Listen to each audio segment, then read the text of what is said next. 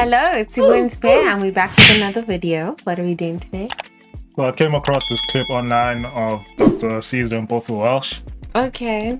having a very interesting take on apartheid and how apartheid has morphed over the years. Okay. So let's just check out this clip first, Okay. and then you tell me what you think about it.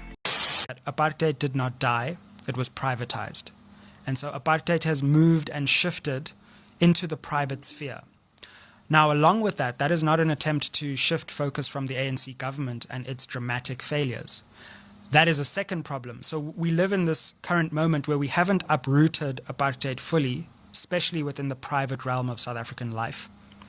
And on the other hand, we have a state that is both incapable and incompetent to drive forward the developmental goals that would also uproot apartheid. So we sit in the situation where we haven't uprooted the old apartheid, and that has metastasized and evolved into a new form of apartheid, in which, in fact, the ANC government has become not only an innocent bystander, but complicit in reinforcing this new form of apartheid.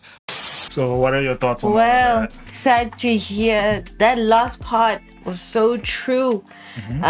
Like how the ANC are literally helping to, keep it alive. And that's the sad part, and which they are the people that we were hoping would, be the drivers of change and making sure that, apartheid is killed. And it's true, it's fact. Apartheid is still very much alive. And it's like every time we would mention these things, then we'd always have a certain demographic of people saying, oh no, we're just making excuses, or all we know is complaining, or whatever. Whenever we voice out these realities, and we obviously wouldn't say these things unless we experience them and we feel them. Nothing has changed from when apartheid was. It's just nothing. Even if we say like, oh, it's just a few black people now, have access to things where black people did not have. That was still the case even back then. There were a few favorite black people, that, were close to the master and things like that had more privileges than others. But still, we are not by any means in a place where we are equals in South Africa. So the statement apartheid has been privatized is a very interesting statement, but Definitely. it does seem like it's true. So Definitely. this is why a lot of people feel like the ANC sold out in 94 when negotiations were made for democracy. Yeah. Because instead of uprooting and removing apartheid completely, they negotiated for terms that would still suit and benefit the people that have benefited from apartheid. So you have a situation where the ANC did give people a democratic right to vote and their basic human right to move anywhere and basic necessities and all that stuff like that. But the economic advantages that people benefited from apartheid still persist. Still benefit, because private companies were taking over now. You know what I'm saying? Like most of the money is with private companies, and who owns the private companies? You know what I'm saying?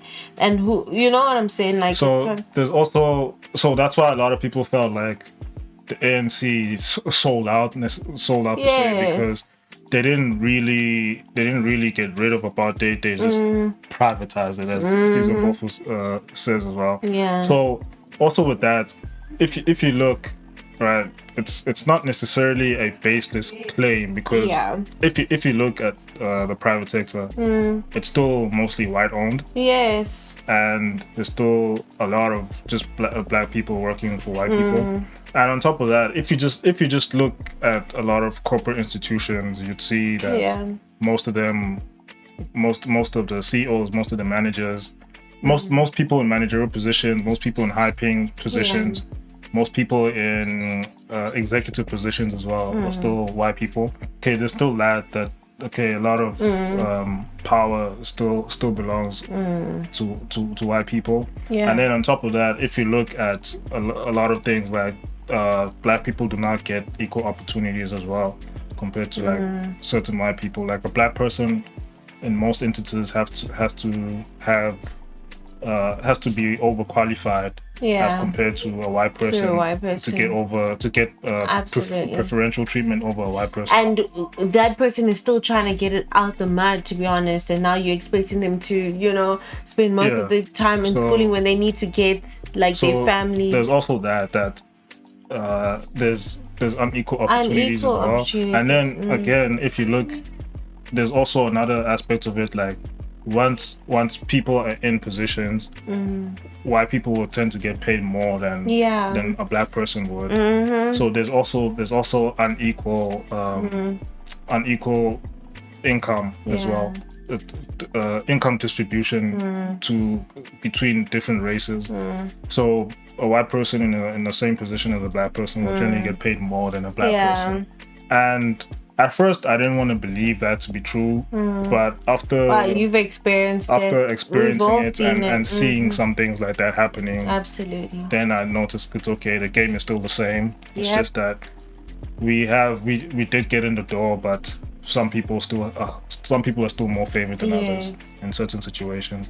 So there's that, and then there's also economic discrimination. Remember, we did a story about Carl van Zyl and how he proved that West Bank is overly charging black people more than white people in terms of loans and stuff like that.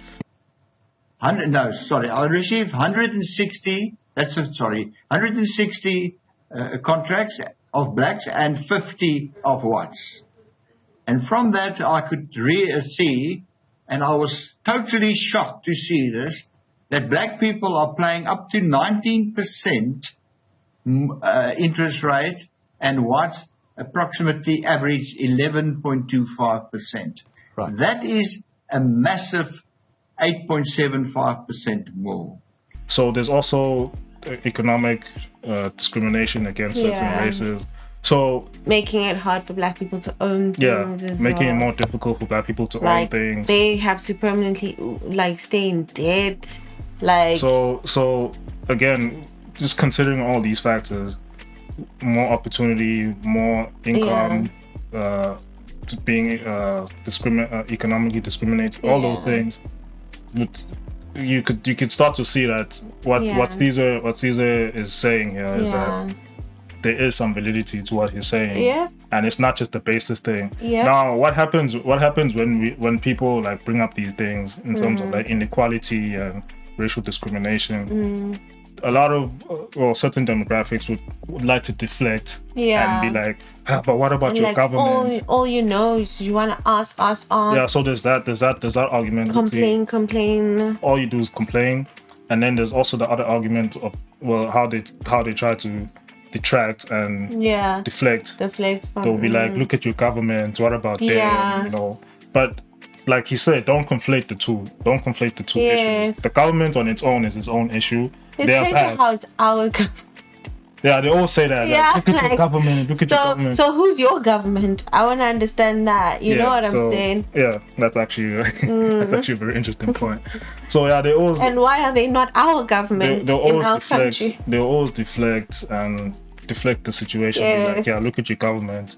But when you're talking about these issues, they will never admit, okay, there's some good that do see these injustices and inequality, like the Carl van Zyls and stuff. But the majority don't. Let's be honest, and that's why nothing is changing. So it's like if we want to deny the fact that the majority, are against or against the coming together, then that's really silly. It's really a handful of people, if in most cases, that actually understand what's going on and they want to do. No, most of them understand what's going on. Yes. Most of them just don't want to do anything. They don't want to do it because they don't want to. Because lose their privilege. I mean, I get that nobody wants to lose a privilege, but it's like when.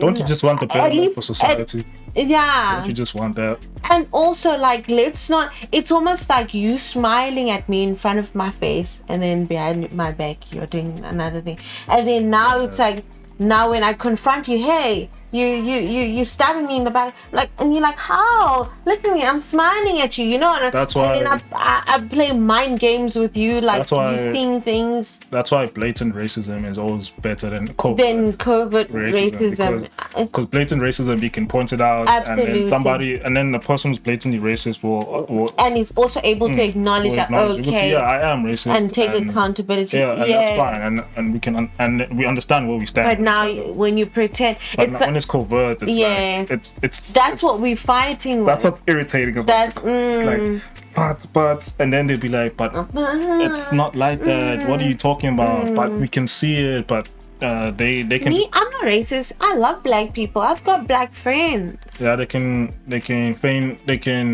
be ignorant or act ignorant about it, but most of the time they generally know what's going on. Yeah, and like, don't they think we're also tired of complaining at some point? Like, you know what I'm saying? Just as much as they also say, I don't like, think we are tired of complaining. because once we're tired, we do something about it. Until we get to that point, we're still gonna complain. So we're not tired until that's we do something about it. true. That's true. And to be honest, I actually dread the day that we are tired, because it won't be nice. I don't think it will be nice for anybody. Like, it's not going to be nice for anybody. So yeah, what Sizwe is saying, it is true. And if you've ever been in corporate or in private sector, you will. I mean, you're gonna experience it firsthand. Like, you're gonna experience. And it's unfortunate that the government themselves. So this is why I feel like. This is why I personally feel like the ANC sold out. Yeah. That's why I personally feel like it. Because again, there's a lot of stories. Even Julius brought it up as to how did certain people come out of prison and then all of a sudden own mansions and become rich and all stuff like that. When Nelson arrives, sleeps one night in Soweto, and then comes back comes to Johannesburg. With which money? From where? And then he stays in the Minel's family house. Now, the Minel are one of the big mining families in South Africa. So when you say he stayed in Minel's family house, you're thinking, oh, maybe it's a complex. Same house. He meets Minel's children on the passage wearing gowns. Minel's child, when Mandela passed on, said, we used to see the names we see on TV at our house because these people used to come there and meet Nelson. He moves from Minel, he goes to Sexen Hotel. He moves from Sexen Hotel, he goes to Houghton. We who have been working, we have now been to prison. When we buy houses ourselves, we get questioned, how can Malema buy a house in Sandton? Mandela bought a house in Houghton. With which money? Why did Mandela get money to buy the house? This one, Cyril, was at the center of compromising Nelson. So if there is anything that white establishment and the Oppenheimers in particular have on us, is Cyril Ramaphosa. So there's that element of it that, okay, they sold out in that way, that, okay, these people made deals and then they became millionaires and all stuff like that. But what's worse is that the ANC have come under the guise of like liberating the people, which they have tried to do.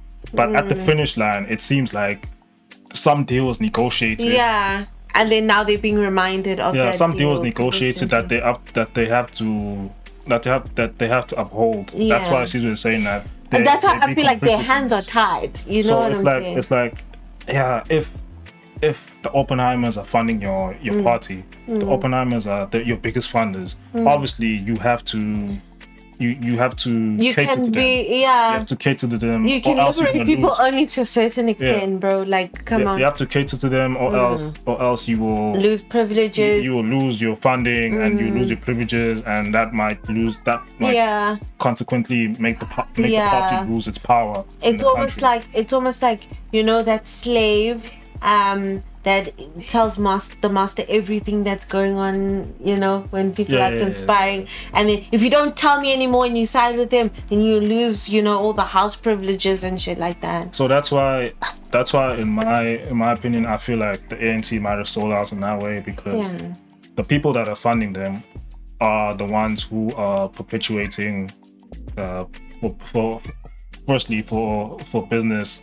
For the business owners to remain who they are. Basically, the people who are funding them are are telling them to keep the status quo as it is. Yes. Okay, we gave you your democratic rights, we gave you your human rights, but economic rights, no, that's where we draw the line. That's we still where want we draw all the economic power, and you guys have to maintain that status quo.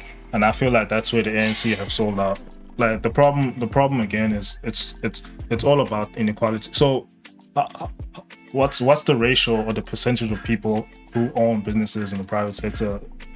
That's the problem, it's the inequality of that. So what the government tries to do, and if they implemented it properly, like with the BEE, if BEE was implemented properly, it would balance out the ratios more and allow more black people to own enterprises and companies and so forth. Yes. And then it will balance out more, give and then a healthy competition. Yeah. So because it's still under the hands of like white people. Yeah. Then you can have these things of racism happening in private institutions. Yes. But if the private sector was more balanced out, more equal, then obviously the racial inequalities will balance out. So it goes back to our government actually failing us, to be honest. So it all goes back to that. But yeah, again, Caesar was right. Caesar is right in what he's saying, and it's we have to start with the government first, because trying to address the private sector when the government is not doing so good it goes back to that. It just always goes back to that. So it's a very interesting take, and I'm just wondering what other people think about this. Yeah, so you guys just let us know what you think about all this. Yeah, let us know. Don't forget to like and subscribe. And keep watching. Goodbye. We'll check you guys in the next one.